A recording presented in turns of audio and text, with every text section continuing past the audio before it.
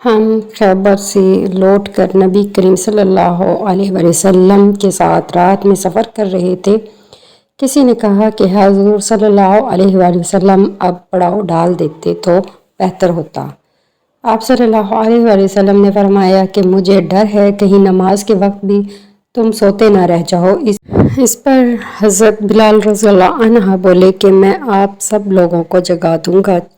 چنانچہ سب لوگ لیٹ گئے اور حضرت بلال رضی اللہ عنہ نے بھی اپنی پیٹھ کجاوا سے لگا لی اور ان کی بھی آنکھ لگ گئی۔ اور جب نبی کریم صلی اللہ علیہ وآلہ وسلم بیدار ہوئے تو سورج کے اوپر کا حصہ نکل چکا تھا۔ آپ صلی اللہ علیہ وآلہ وسلم نے فرمایا، بلال رضی اللہ عنہ تو نے کیا کہا تھا؟ وہ بولے، آج جیسی نیند مجھے کبھی نہیں آئی۔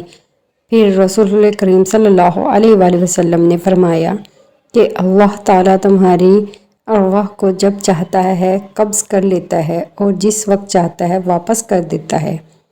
اے بلال، اٹھ اور اذان دے۔ پھر آپ صلی اللہ علیہ وآلہ وسلم نے وضو کیا اور جب سورج بلند ہو کر روشن ہو گیا تو آپ صلی اللہ علیہ وآلہ وسلم کھڑے ہوئے اور نماز پڑھائی۔ حدیث صحیح بخاری 595۔